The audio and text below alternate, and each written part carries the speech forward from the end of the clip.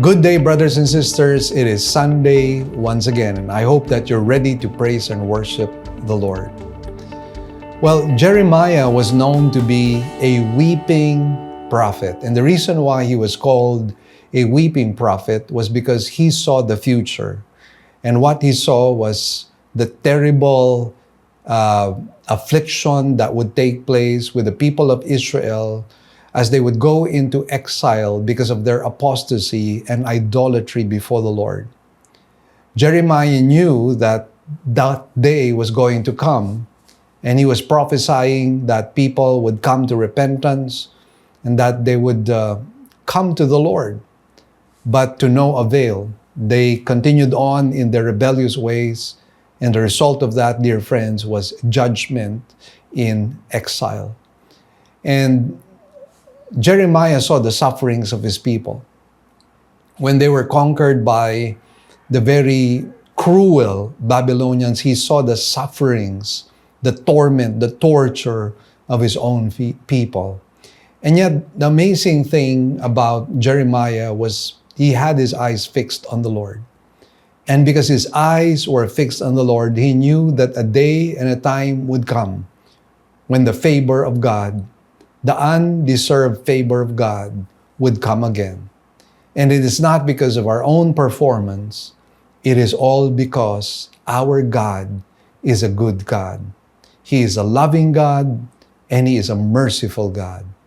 And that is why, in spite of the many difficulties, adversities, torment that the people of Israel had gone through, Jeremiah wrote a piece of inspiration in the book of Lamentations, which I believe should really be our inspiration as well as we worship the Lord. Allow me to read Lamentations chapter 3, verse 22 and following. It says, "The Lord's loving kindnesses indeed never cease, for His compassions never fail. They are new every morning. Great is thy faithfulness. The Lord is my portion, says my soul. Therefore, I have hope in Him. The Lord is good to those who wait for Him, to the person who seeks Him. It is good that he waits silently for the salvation of the Lord." So, dear friends, what a wonderful exhortation coming from Jeremiah. We can expect the goodness of God in our lives in spite of our unfaithfulness at times. What we need to do is come before Him in repentance, and He will restore us and bring times of refreshing. Shall we do that, dear friends, as we worship the Lord? I will give thanks to you, my God. I will exalt your holy name forever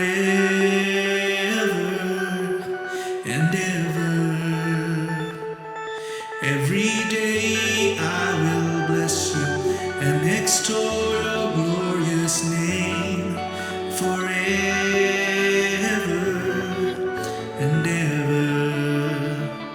I will give thanks to you, my God.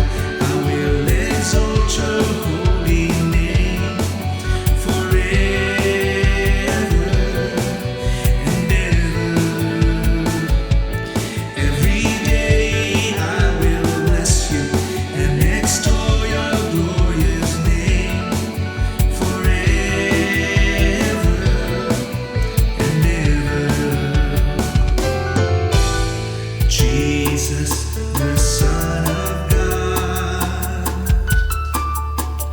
born to give us life anew. You came to earth for all to see, truly God, truly Son of God. I will give thanks to you, my God. I will exalt your holy name forever.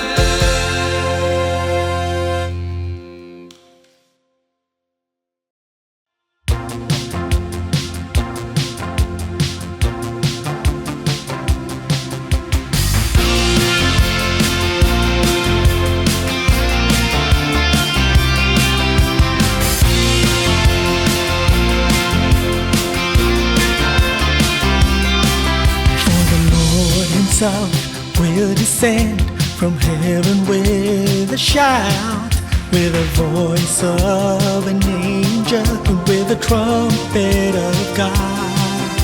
The dead in Christ will rise first.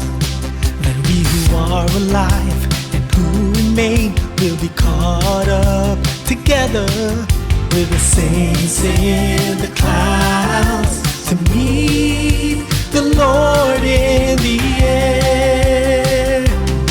He is coming, coming back again. We shall be with Jesus Christ our King. He is coming, coming back again. Maranatha, come Lord Jesus Christ.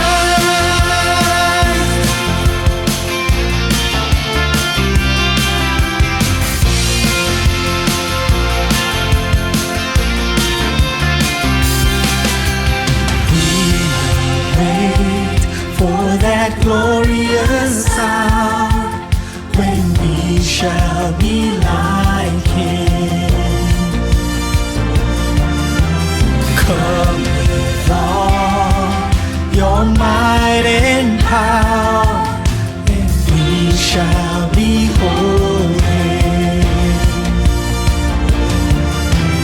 We wait for that glorious hour when we shall be like Him. Come with all your might and power, and we shall behold Him.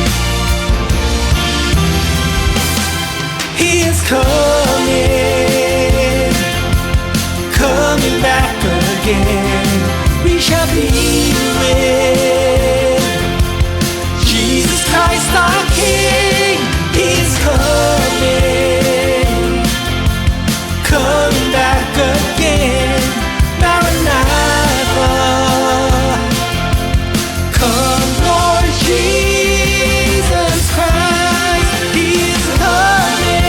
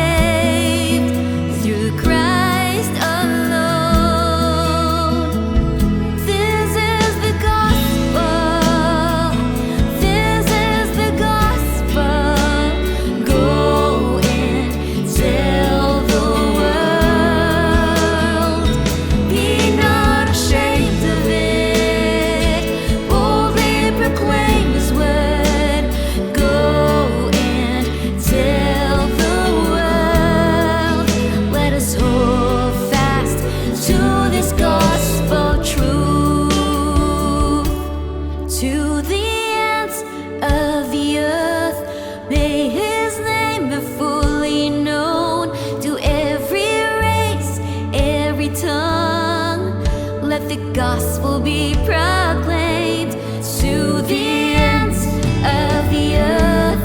May his name be fully known to every race, every tongue.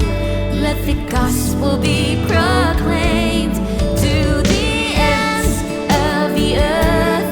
May his name be fully known to every race, every tongue. Let the gospel be proclaimed. This is the gospel. This is the gospel. Go and tell the world. Be not ashamed of it. Boldly proclaim his word. Go and tell the world. This is the gospel. This is the gospel. Go and tell the world. Be not ashamed of it. Boldly proclaim his word. Go and tell the world. Let us hold fast to this gospel truth. Let us hold fast to this gospel truth.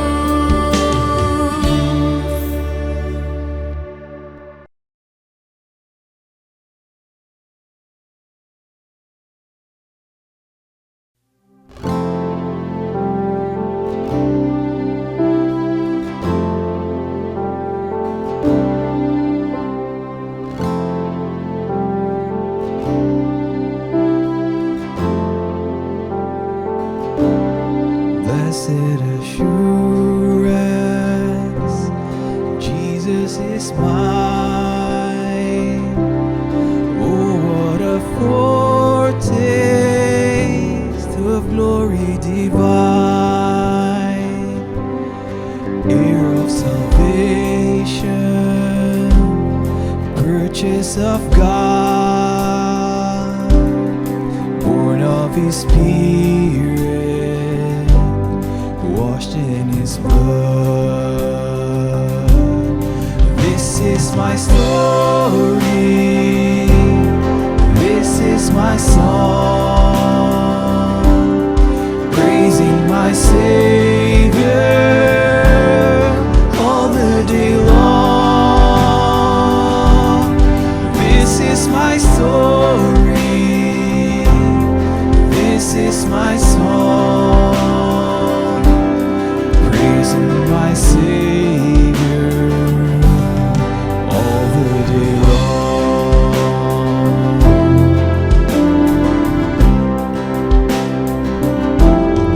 Perfect submission,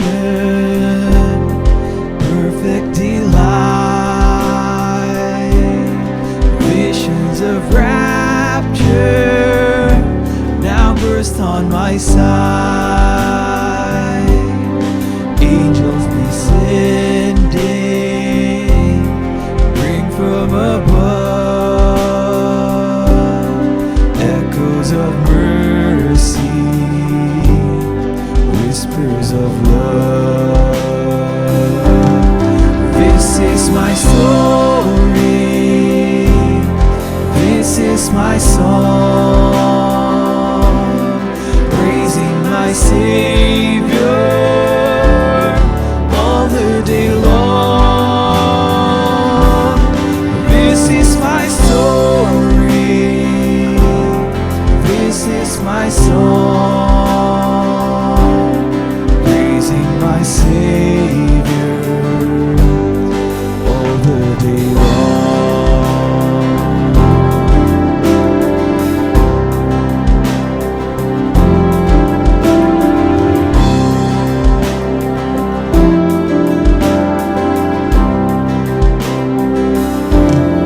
Perfect submission,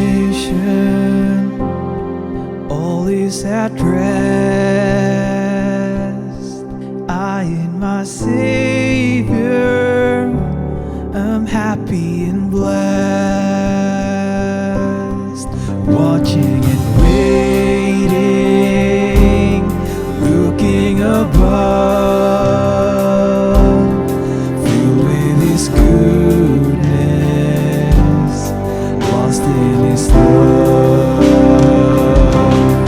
This is my story, this is my song, praising my Savior all the day long. This is my story, this is my song, praising my Savior all the day long, praising my Savior all the day long.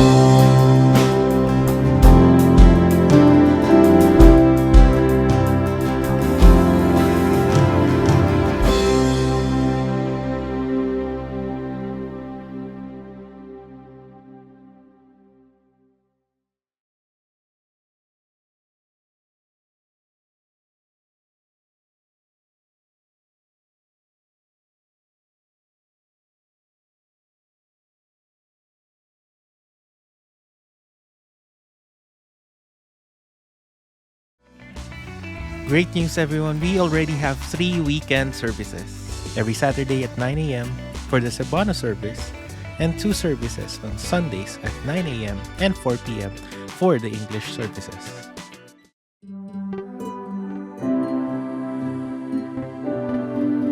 The title of today's sermon is The Tribulation Fakes. We'll take our text from Matthew 24:45 to 51. Let us read. Who then is the faithful and sensible slave whom his master put in charge of the household to give them their food at the proper time? Blessed is that slave whom his master finds so doing when he comes. Truly I say to you that he will put him in charge of all his possessions. But if that evil slave says in his heart, my master is not coming for a long time, and begins to beat his fellow slaves and eat and drink with drunkards, the master of that slave will come on a day when he does not expect him, at an hour which he does not know, and will cut him in pieces and assign him a place with the hypocrites. In that place there will be weeping and gnashing of teeth. Let's bow our heads in prayer. Our Heavenly Father, we thank you and bless you, O God, for this wonderful day and time that you've given us, that we might study your word. And we pray, Lord, that you might illumine your word in our minds and hearts, that we may understand it and that we might be convicted to obey it. Lord, we ask the blessing of your Holy Spirit, and whatever is going to be achieved today, we will give you back the glory, the praises, and thanks. In Jesus' blessed name we pray. Amen and amen. Now, every generation, whether in the Old Testament and the New Testament, has had its fair share of fakes. And the greatest fake of them all happens to be Judas himself, who fooled everyone except the Lord Jesus Christ. I recall the story when the Lord Jesus Christ had announced that he was going to be betrayed by one of them. None of the disciples thought that it was Judas. In fact, many of the disciples thought it might be them. And that is why they said, "Is it I, Lord?" But none suspected Judas. And we have to understand that he was assigned as a treasurer. He was appointed by the group as a treasurer. Now, let me ask you this question. When you appoint someone to be treasurer, what does that mean? Well, it means one thing, that he is seemingly trustworthy. And that's exactly how Judas was able to fake it. He was the greatest fake of all. Now, having said that, the tribulation period would be no different.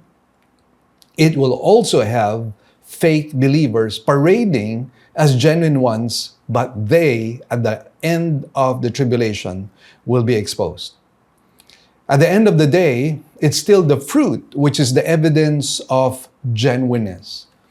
And I go back to Matthew chapter 7, which states that when the Lord would come and judge the people, some would say, Lord, did we not prophesy in your name? Did we not cast out demons in your name? Did we not perform miracles in your name? And what was the answer of the Lord? The Lord Jesus said, I never knew you.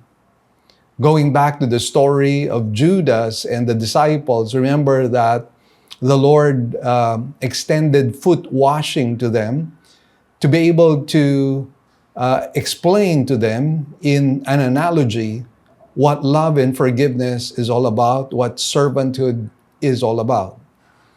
And yet, it was also at that time that he said, not all of you are clean.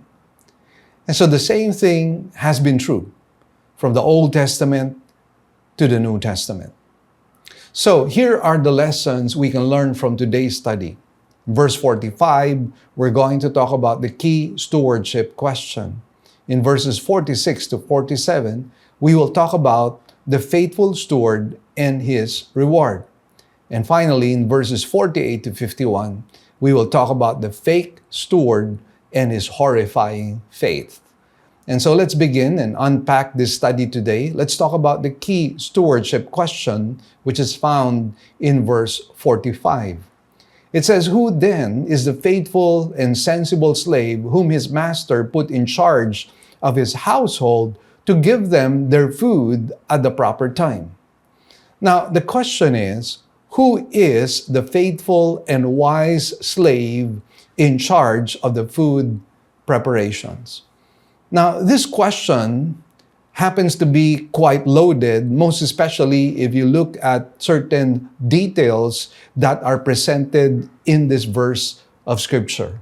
And that is why this requires keen observation, because this speaks a lot in terms of the Lord's position and our position before Him. This talks about the transcendence of God and our very humble position before the Lord. So, going back to the question somehow implicitly defines to us what a steward is. Let's key in on some of the highlights that we see here. Now, notice here, based on the analogy that God happens to be the one who is the master and we are the slaves, this teaches us, number one, that we are not the owners and the masters. Now, this is something that I believe is very important for us to understand. Why? Because a lot of us seem to have a sense of entitlement. We think that we have certain rights before God. Now, of course, we do have human rights amongst each other.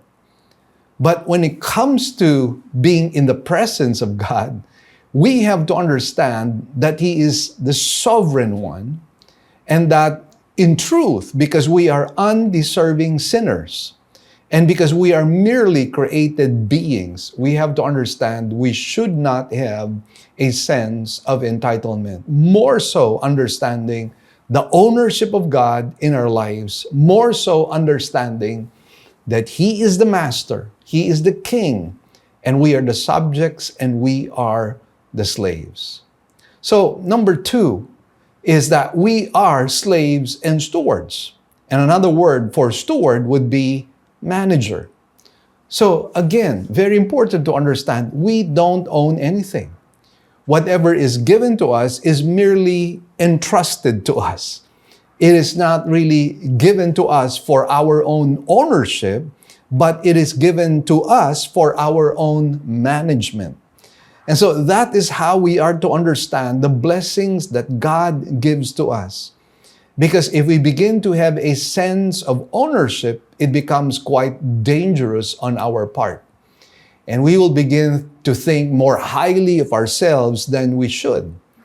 And very important, again, that we understand we are merely managers. God is the owner, and we're managing whatever treasures He hands over to us. Number three is that we are required to fulfill our responsibilities. Now, again, being in our position, in our humble position, we have no choice. When God orders something, when God decrees something, when it is the will of God, we have no choice but to fulfill the will of the Master, to fulfill whatever responsibilities He gives to us. And therefore, we are to be found faithful before Him.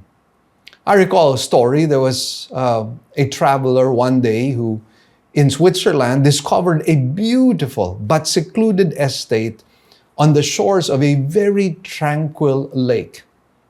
And knocking at the garden gate, he was met by an aged caretaker who cordially asked him to come in. And the guardian seemed glad to see another person and eagerly showed him around the garden. The tourist asked, "How long have you been here?" "Well, a very long time," replied the caretaker.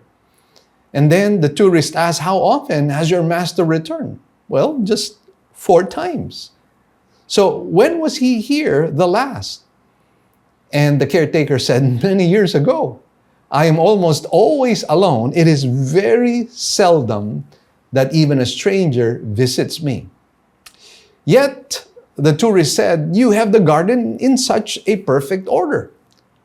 And everything is flourishing as if you were expecting your master tomorrow." You know what the caretaker said? "No, sir. I have it fixed as if he were coming today." Let me say it again. I have it fixed as if he were coming today. And so the whole point is faithfulness. The whole point is there is no procrastination. There is no laziness. There is no delay. We find that this man, even in the absence of his master, remained faithful because a duty was given to him that he was supposed to dispense. And friends, if this caretaker did this for his earthly master, how much more should we be doing this for our heavenly master? Now, this man, this caretaker, was faithful and ready for his master's return, and so should the believers be in the tribulation period before his coming. In fact, let me just make application for us in the church. This should be found true before the rapture even takes place. We have to be found faithful. I recall what John the Beloved said in his first letter, 1 John. He said, "He who has this hope purifies himself." And we know that we happen to be the bride of Christ. Jesus is our groom. And the bride is always at her best during her wedding day. And very important that we understand that we never really know when the groom is coming. And so we have to be the very best of ourselves, the best version of ourselves prior to his coming. And dear friends, that is why we are to prepare ourselves every single day of our lives. I recall D.L. Moody when he felt that he was going to go home to be with the Lord, and he would look outside the window and he would say, "Maybe today." Then he would sleep, and the following day he would say, "Maybe today." He was constantly waiting upon the Lord. Maranatha was the cry of Paul, and Maranatha should be the cry of every believer. Lord, come soon. But everyone who prays that knows that he has to be faithful. Because at the end of the day, we want our Lord Jesus Christ to be able to say, "Well done, good and faithful servant." Now, when we go to verse 46 and 47, we find the faithful steward and his reward. In verse 46, it says, "Blessed is that slave whom his master finds so doing when he comes." Now, here is the case of a person who does his job description, and the Bible says he is blessed. And you know what? It likewise proves that he is a genuine believer. Remember what the Lord Jesus Christ said? He who endures to the end shall be saved. Now, it does not speak of our own strength and our own personal performance, but it speaks of the genuineness of our salvation that somehow empowers us to be able to do what God requires of us, what God calls us to do. It is really all the work of the indwelling presence of the Holy Spirit in us. And remember what the Bible says. In the book of Romans, it says, he who does not have the Spirit of Christ does not belong to him. Now, if you have the Spirit of Christ, then you know what emancipation means. You know what freedom means. And freedom is not freedom to do what you want. It is freedom to do what God requires. And friends, here it says, the person who does this, who is faithful, is blessed. The word blessed, by the way, is a contrast emphasis signifying extreme blessedness.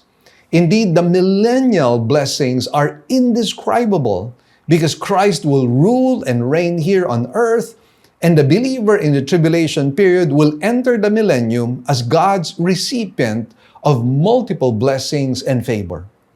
And the moment he enters the millennial kingdom, definitely he would be granted authority and blessing. And we have to understand that at that time, the earth would be partially renovated because the curse would be partially removed. Satan, likewise, would be removed from the scene together with his cohorts. And the world will experience great prosperity, great abundance, great righteousness because the Lord Jesus Christ himself will be ruling and reigning on his throne. And we will have a one-world government under the Lord Jesus Christ and a one-world religion under the Lord Jesus Christ. There will be no other. And that is why think about the blessing of being able to live in the in the millennium. Think about the blessing of that. Coming from the tribulation, entering into the millennium. What a blessing that is. And what a radical change. The tribulation is all about calamities. It's the rule of the Antichrist. It's about persecution, famine, inflation, calamities, meteor showers, lack of water. And you can talk about so many other things. And then all of a sudden, in the millennium, things are radically different. It's like entering into a new world. Oh, what a blessing that is, my dear friends. And the Lord promises in verse 47 for that blessed slave, it says in verse 47, truly I say to you that he will put him in charge of all his possessions. So another blessing for the genuine believer and faithful steward is that he would be given the reward of more responsibilities and more authority in the millennium. The word truly is emphasized in Greek, indicating absolute certainty that this is going to happen. And so again, look at the promise here. This blessing of being able to be a greater steward in the millennium. And what greater things and what greater treasure God would truly hand over to the people who have been faithful in the tribulation and now will enter in the millennium. And by the way, just by application, friends, this is also true of us. Because in the second coming, when Christ comes, we will be the army that goes together with the Lord Jesus Christ. And we will be the ones, likewise, who will be ruling and reigning together with Christ in the millennial kingdom. So this practically applies to us as well.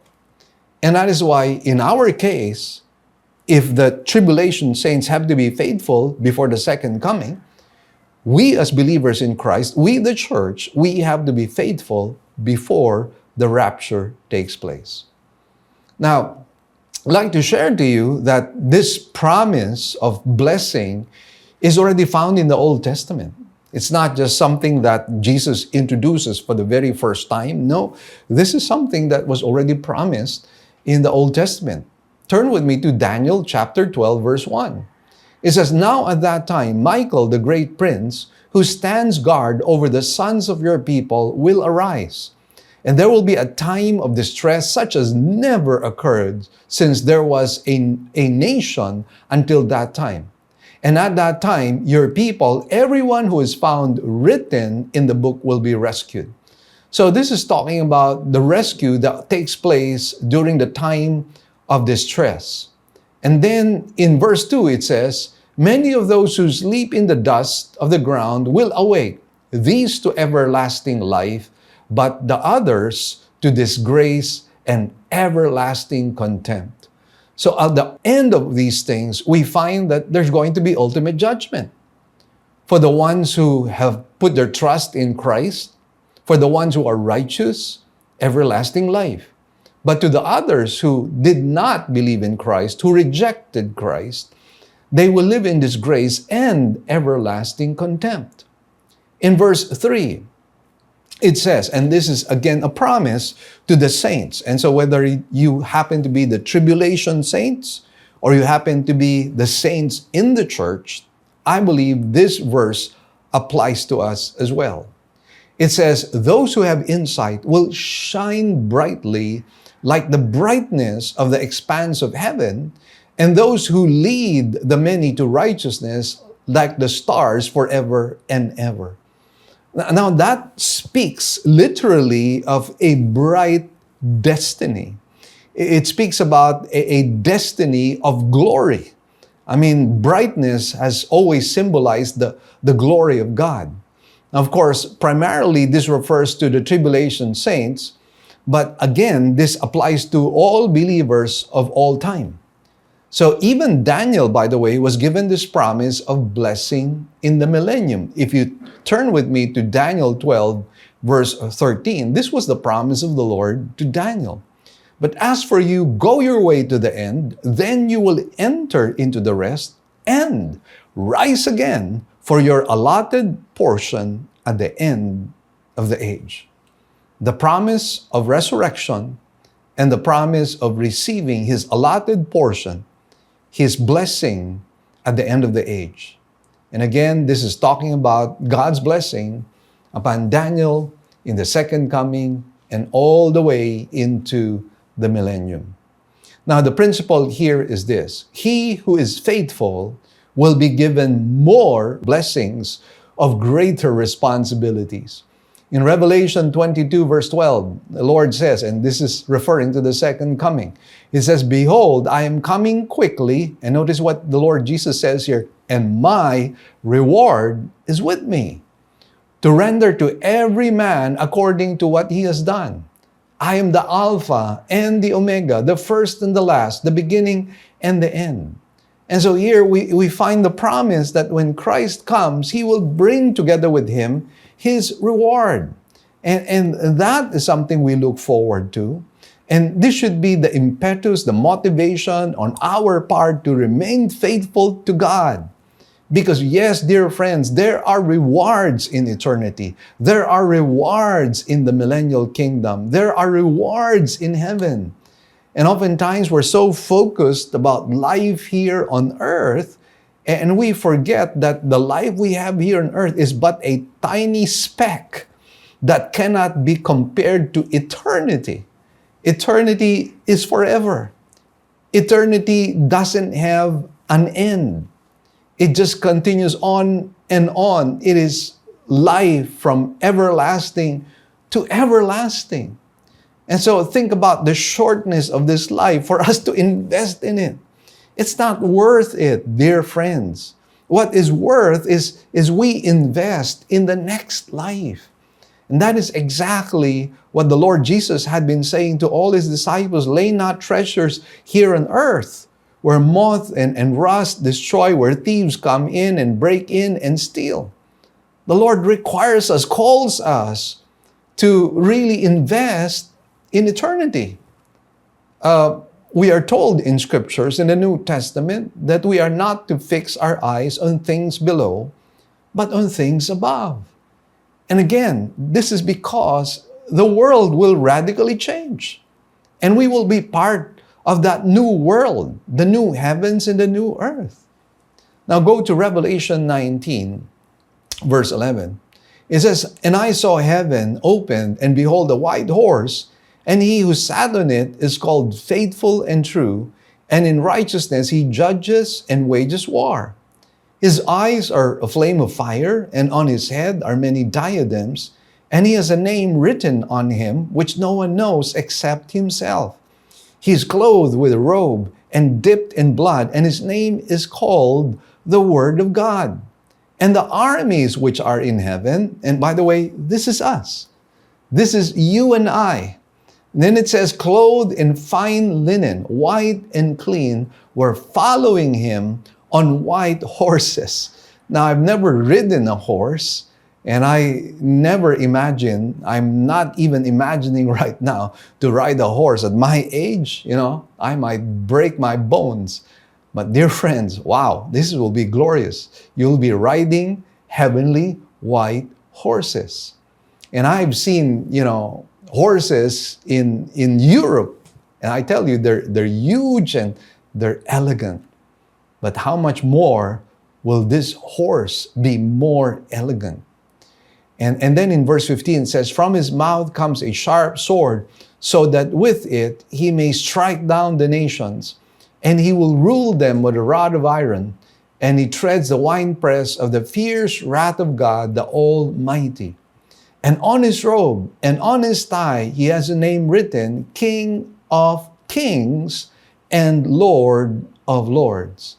Did you ever wonder who are the other kings and the lords mentioned in verse 16? Let me say who they are. That's us. Dear friends, that's us. And that is why what a glorious, glorious blessing to be in Christ.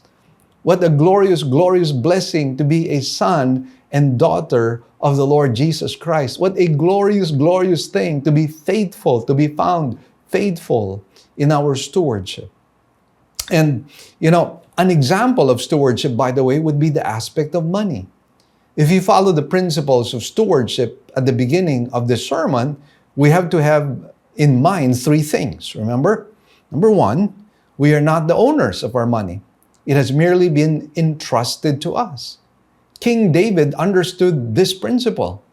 In 1 Chronicles 29, verse 13, when he was attempting to build a house, and he was rejected by God, and God told him, "It's not going to be you who is going to build a temple for me because you're a man of bloodshed, but it will be your son. It is your son who will build a temple for me." And David was just happy to be able to supply the resources for his own son to be able to build the temple later on. But notice the attitude, the mindset of David in 1 Chronicles 29, verse 13. It says, "Now therefore, our God, we thank you and praise your glorious name. But who am I? And who are my people that we should be able to offer as generously as this? For all things come from you, and from your hand we have given you. For we are sojourners before you, and tenants as all our fathers were. Our days on the earth are like a shadow, and there is no hope.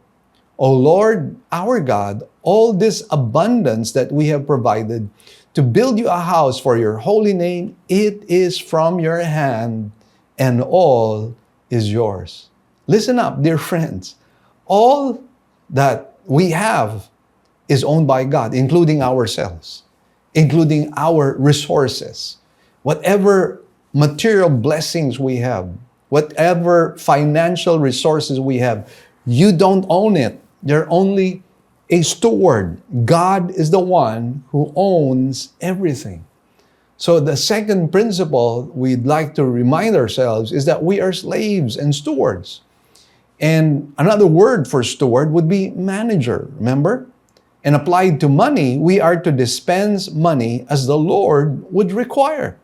If it's not ours, then we have the responsibility to ask God, "Lord, how do I spend this money? How do I prioritize the principles of biblical money management?" And obviously, we are required by God to tithe. In fact, we are required by God to really give more, because that is what grace giving is all about. And that is why Paul reminded the Corinthian saints of their duty to continue the work of stewardship of resources.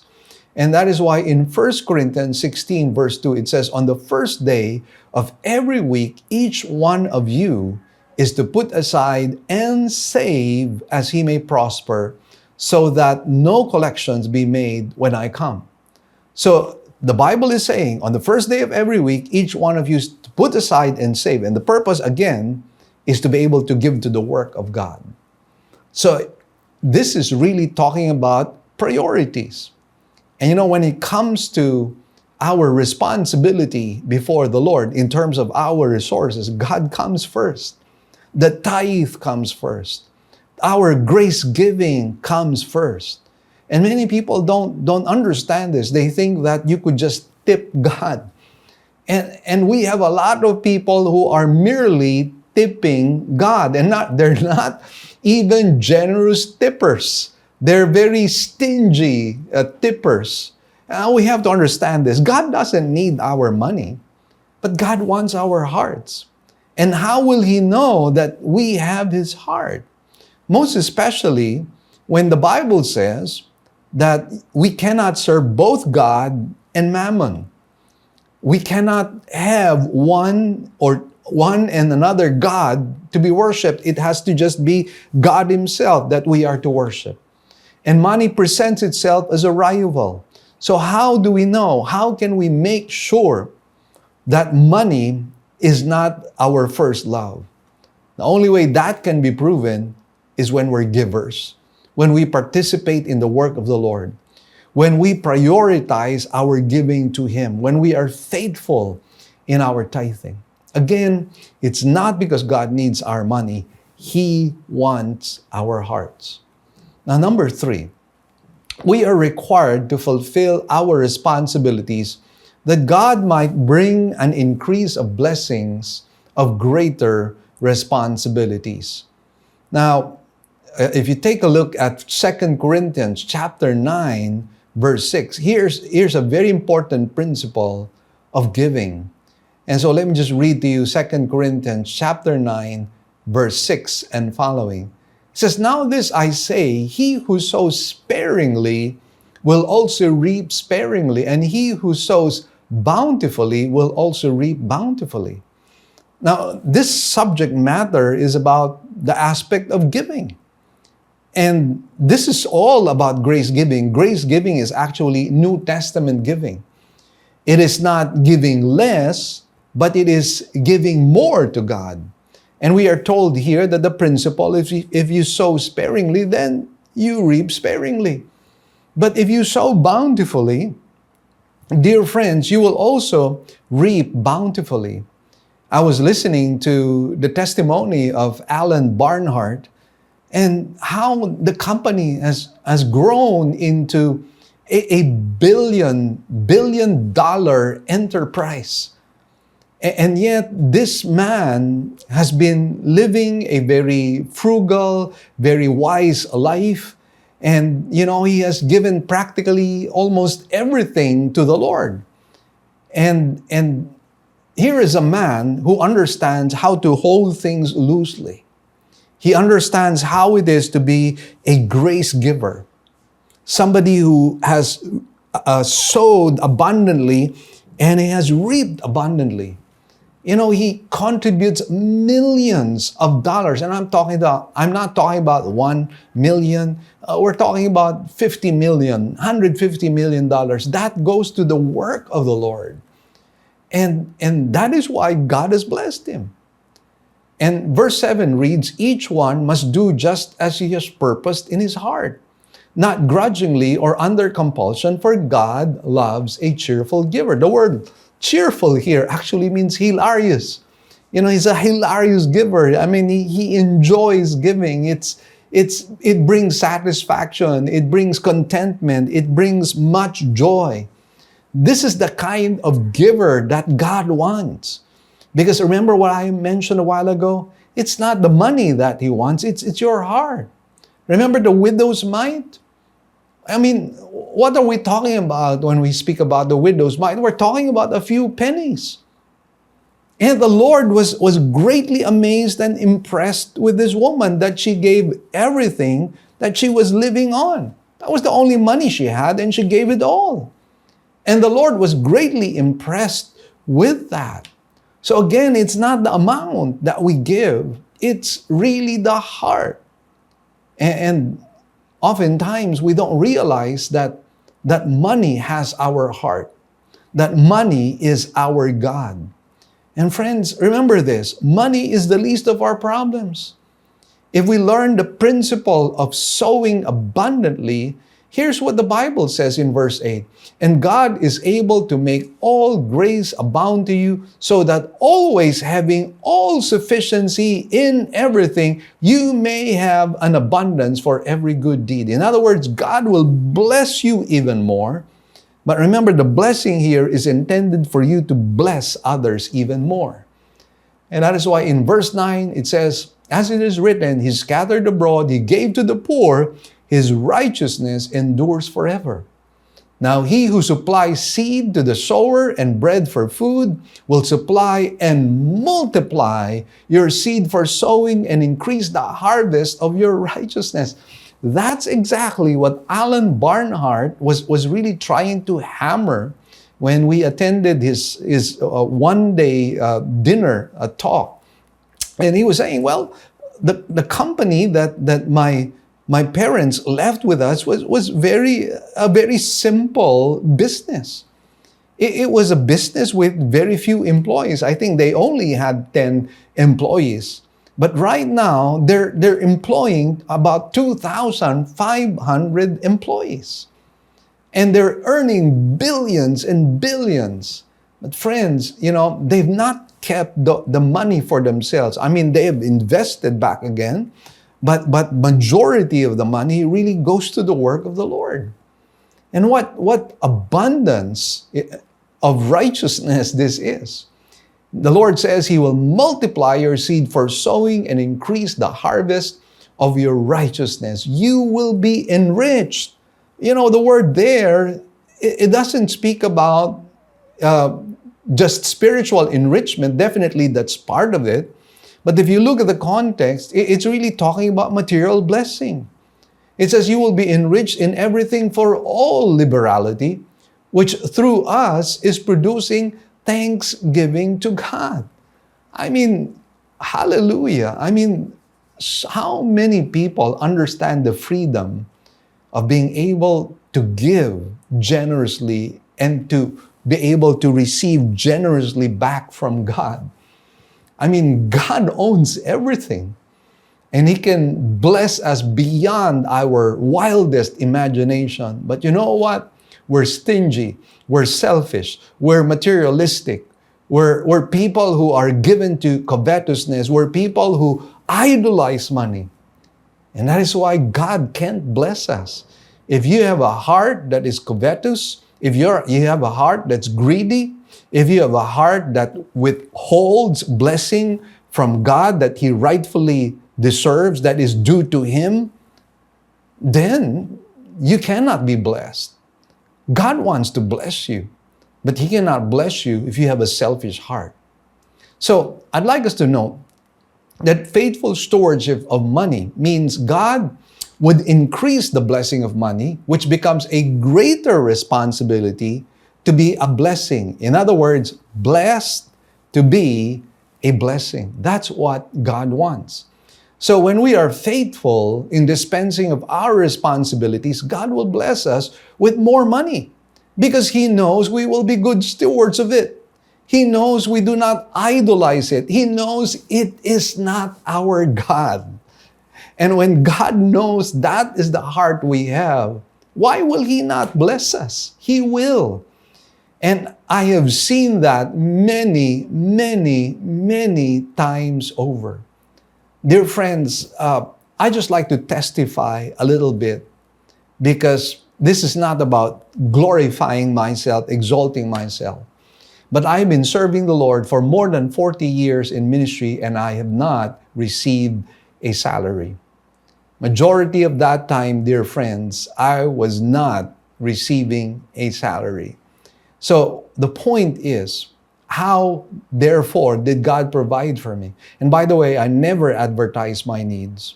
I never go out and say, I need to go to the hospital or I need to pay my bills. No, I have brought my needs before the Lord. And God has been faithful. And dear friends, let me tell you this. I'm a 30% tither. And I'm not saying that in pride. It's something that God has allowed me to do, called me to do. And dear friends, the Lord never failed me. He has blessed me beyond measure. And friends, He wants to do that for you as well. Not for you to become millionaires necessarily or billionaires necessarily, but He wants to make you a good steward. And a good steward will always be blessed by the Lord. In verses 48 to 51, however, we talk about the fake steward and his horrifying faith. Let's read verse 48 and 49. It says, "But if that evil slave says in his heart, 'My master is not coming for a long time,' and begins to beat his fellow slaves and eat and drink with drunkards," let's stop there for a while. So we're given the characteristic of this unfaithful slave. The unfaithful slave would be complacent and may not even be a true believer in the imminent coming of the Lord Jesus Christ. Maybe he doesn't really believe that's going to happen, the second coming. In fact, here in this passage, he would even persecute the other servants of God, and he would enjoy the company of unbelievers. So what does that tell you about the character of this person? If he would persecute those who are children of God, those who are servants of God, and that he enjoys evil company. The manner of his conduct proves that he is a fake. He is a pretender. The words beat, eat, and drink, by the way, are all in the present tense, indicating that this is really a lifestyle of sinfulness. This is a person who lives in perversion, who lives in materialism, who lives in injustice. This is his life. So how can he possibly be a believer? He is not. And this might even be indicative, because he is persecuting the believers in the tribulation, that they are spies working for the Antichrist. That might well be the case in this situation. So what is going to happen? In verse 50 and 51, it says, "The master of that slave will come on a day when he does not expect him, and at an hour which he does not know, and will cut him in pieces and assign him a place with the hypocrites. In that place there will be weeping and gnashing of teeth." The slave will have the surprise of his life, because the Lord will come. Nothing is going to stop the coming of the Lord. Not our negligence, not our unfaithfulness, not our unbelief, not any circumstance, not any demon, not any antichrist, not any false prophet is going to stop the second coming of Jesus Christ. And that is why this slave who is unfaithful will get the surprise of his life. He will be totally unprepared, and he will discover that he is not a believer. He is merely a pretender. And his reward is eternal damnation in hell, just like all the hypocrites of all times. He will be joining Judas, he will be joining the Antichrist, the false prophet, and all the false religious leaders, including the hypocritical Pharisees and scribes. They will all be together in hell, and there will be weeping and gnashing of teeth. I recall one woman saying that, well, that's not going to affect me because I have false teeth. And the preacher said, who was equal to the situation, "Madam, teeth shall be provided." Well, friends, let me tell you this. Those who have not accepted Christ, those who reject Christ, you will also have your own resurrection. But your resurrection will be in hell. That is your place. It will be eternal weeping and gnashing of teeth in the eternal lake of fire. So this passage that we have studied today teaches us the value of understanding stewardship and how it reveals who we are, whether we are children of God or children of the evil one. Friends, you be the one to answer that question. Are you a child of God or are you a child of the evil one? You have the opportunity to receive Christ today and make Him the Lord and Savior of your life. And what He merely requires of you is that you change your mind towards sin, that you hate sin, and that you ask God to empower you to live a holy life, that you believe in the finished work of Jesus Christ, that He died for you, that He paid for your sins through His blood. And your past, your present, your future sins will be forgiven. If you surrender your life to Christ right now, if you turn over yourself to Him and say, Lord, I am yours. Be my Lord, be my Savior. And just put your trust in Him, not in your good works, because you can never please God with your good works because you're not perfect. And what God requires is perfection. And you might say, well then, where is my hope? Not in yourself, but in the perfect sacrifice of Christ in Calvary. Right where you are right now, surrender your life to Christ. Pray a prayer of surrender to Him.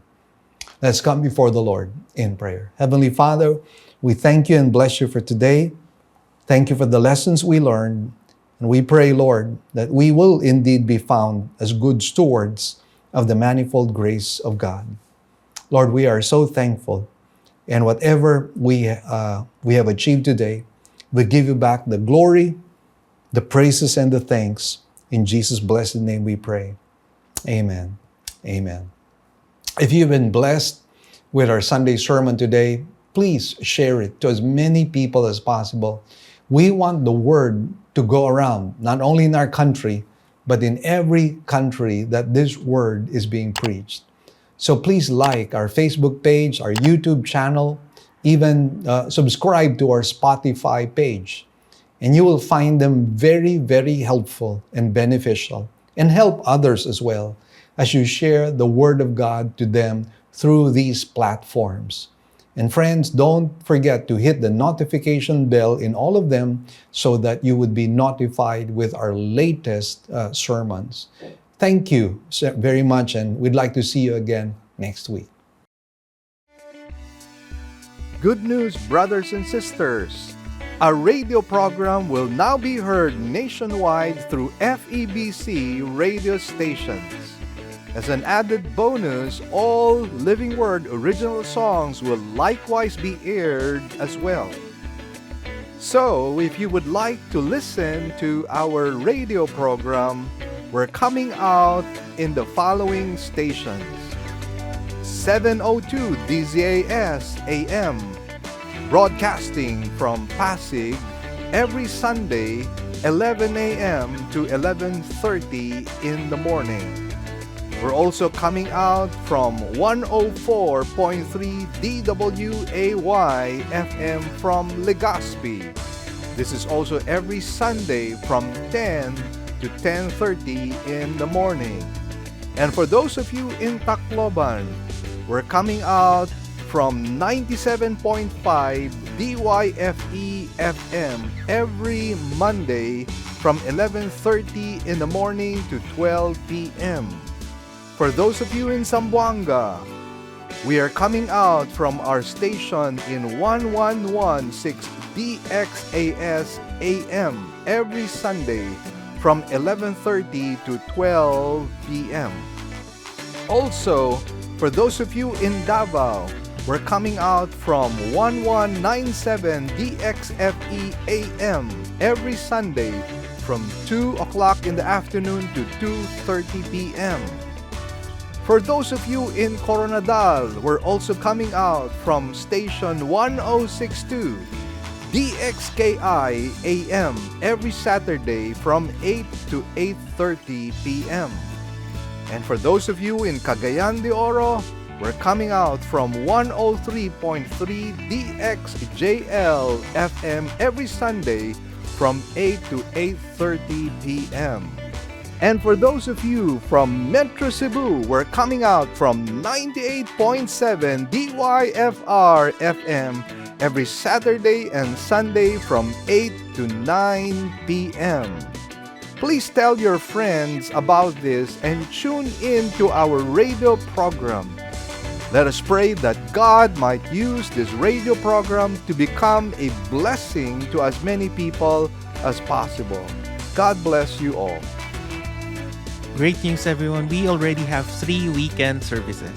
Every Saturday at 9 a.m. for the Cebuano service and 2 services on Sundays at 9 a.m. and 4 p.m. for the English services. We'd also like to thank our partners, our members who have been consistently giving to partner with us in the work of the Lord. We'd like to share our giving channels to those who would like to partner with us in the work of the Lord. You can deposit your love offerings to the following banks. Banco de Oro. Account name is LWCCCII. The account number is 001-000-60800. We also have a BPI account. Account name is Living Word Christian Ministries, Cebu Incorporated. Account number is 1021023481. Finally, we have RCBC. Account name is LWCCCII. Account number is 14520052886. To give via GCash, just follow these simple steps. From your GCash app, click Bank Transfer. In Bank Transfer, click the BDO icon under Select Partner Banks. Enter the amount. Enter the name LWCCCII and account number 001-000-60800 and send the receipt to office@livingword.ph. Then click Send Money. You may also send your love offerings and donations online through our website. Go to www.livingword.ph and click Give, and then a dialog box comes out of it. Kindly click on your giving preferences. Thank you, and God bless.